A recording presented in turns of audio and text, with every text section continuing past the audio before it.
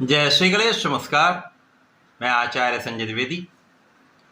मेरे समस्त प्रबुद्ध दर्शकों का मेरे चैनल पे हार्दिक स्वागत है। प्रिय दर्शकों, आज मैं कर्क राशि का जून माह का मासिक राशिफल लेकर आपके सम्मुख उपस्थित हूँ। ये माह अत्यंत विशेष माह है।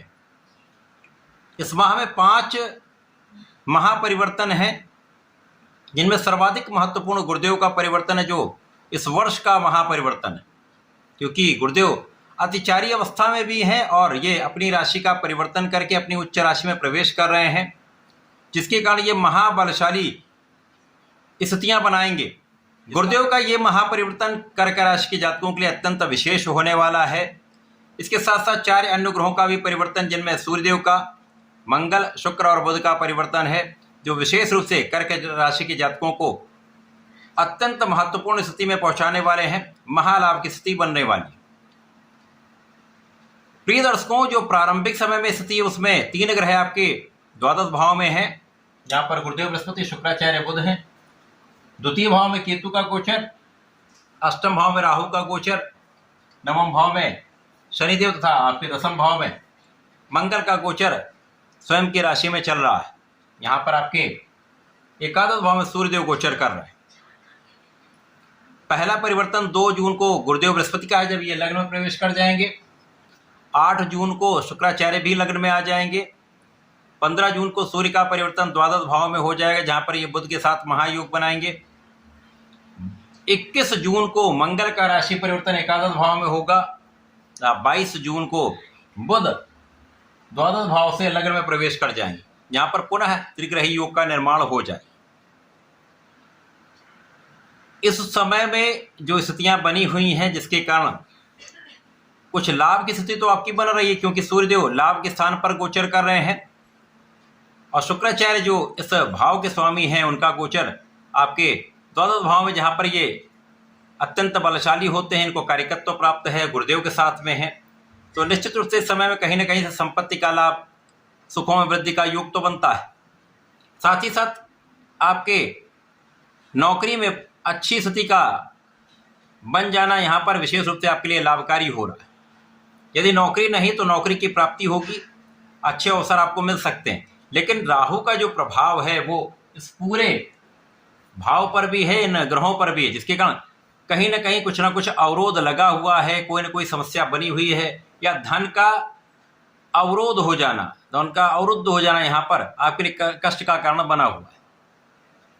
इस समय में धन तो आ रहा है, लेकिन धन बच नहीं पा रहा है। धन का सही इन्वेस्टमेंट आप नहीं कर पा रहे, धन को बचा नहीं पा रहे, जिसके कारण कुछ ना कुछ समस्या यहाँ पर आपको तनाव दे रही। परंतु जैसे ही गुरुदेव का परिवर्तन आपके लग्न में हो जाएगा, गुरुदेव उच्चस्थ अवस्था में महाबलवान होकर आपके लग्न में गोचर करना आरंभ करेंगे। तो गुरुदेव यदि बलशाली हो जाते हैं तो ये कुंडली के कई दोषों को समाप्त कर देते हैं। और लग्न में जब ये आए, केंद्र के भाव में हंस योग बन गया, जो आपके ज्ञान को भी प्रबल करेगा, आपके भाग्य को भी प्रबल करेगा, तो आपके ज्ञान में विस्तार का पूर्ण योग यहाँ पर बन रहा है। गुरुदेव के इस परिवर्तन से आपके भाग्य में बड़ा परिवर्तन आ जाए, महाभाग्य का साथ मिलेगा और भाग्य भाव में शनिदेव प्रभाव को कई सौ गुना बढ़ा देंगे, क्योंकि गुरुदेव की राशि में है और गुरुदेव के सीधी दृष्टि के प्रभाव में भी है, जिसके कारण ये महायोग प्राप्त हो रहा है। तो इस माह में आपके भाग्य का पूर्ण साथ मिलेगा। तो जो कार्य नहीं भी बन रहे हैं, किसी कारण से वहां समस्या आ रही है, कोई कष्ट हो रहा है, धन के जो रास्ते हैं वो कहीं ना कहीं अवरुद्ध हो रहे थे, वो सारे बनने लगेंगे, आपको निरंतरता प्राप्त होने लगेगी, धन का मार्ग प्रशस्त हो जाएगा। इसी प्रकार से यहाँ पर ज्ञान का विस्तार जब हो जाता है, जब आप विवेकशील हो जाते हैं, जब आप विचार करके कार्य करते हैं, तो कहीं ना कहीं आपके प्रत्येक क्षेत्र में, यदि आप शिक्षा ले रहे हैं तो वहाँ पर भी प्रगति हो जाएगी, वहाँ पर भी अच्छा परिणाम मिलेगा। आपके कार्य क्षेत्र में, आपके व्यापार में, आपके प्रोफेशन में आपके लिए हुए निर्णय बहुत सकारात्मक होते हैं, जिनका दीर्घकालिक लाभ आपको अवश्य ही प्राप्त होगा।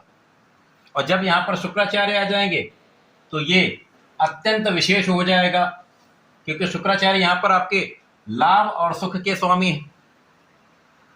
अब भाग्य के स्वामी के साथ लाभेश सुखेश का गोचर, ये अपने आप में एक महायोग है।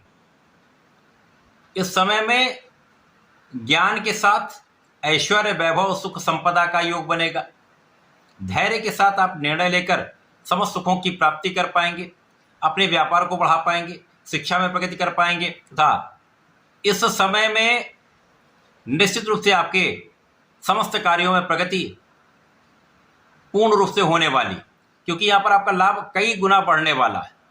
अभी तक जो धन नहीं मिल पा रहा था वो अवरुद्ध धन भी आपको प्राप्त होने लगेगा।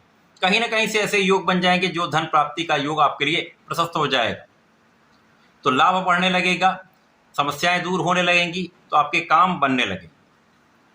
अब जब सूर्यदेव चले जाएंगे आपके द्वादश भाव में, तो सूर्य कारक हैं, कर्क राशि के लिए कारक होकर 12वें भाव में। यद्यपि इनको कोई दोष नहीं है, परंतु यहाँ पर कुछ एलर्जी की समस्या हो सकती है, आंखों से संबंधित कुछ कष्ट हो सकता है, ध्यान देने की आवश्यकता होगी। सिर दर्द हो सकता है, अनावश्यक तनाव ना लें, क्योंकि यहाँ पर कोई बड़ी समस्या आपके साथ नहीं होने वाली। जो जातक विदेश में रहकर कार्य कर रहे हैं अथवा विदेश से संबंधित होकर किसी व्यापार में, किसी प्रोफेशन में, किसी काम में है, उनको किसी प्रकार का कोई बड़ा कष्ट नहीं होने वाला है, लाभ ही बढ़ेगा। इस समय में अब धन का निरंतर आगमन होना आरंभ हो गया। अब धन का संचय कैसे होगा, क्योंकि राहु तो यहाँ पर धन को संचय होने नहीं दे रहे हैं, लेकिन जैसे ही यहाँ पर मंगल लाभ भाव में जाएंगे तो यहाँ पर लाभ पहले से अधिक प्रबल होने लगेगा। अब इसी प्रकार से बुध जो यहाँ पर आकर दूषित हो गए थे, जड़ दोष में आ गए थे, जिसके कारण व्यापारिक भाव कहीं ना कहीं दूषित हो गया, व्यापार जड़ हो गया या कार्य क्षेत्र में उतनी प्रगति नहीं हो पा रही थी। अब बुध वहां से मुक्त होकर लग्न में आ जाएंगे, तो यहां पर त्रिग्रही योग बन गया।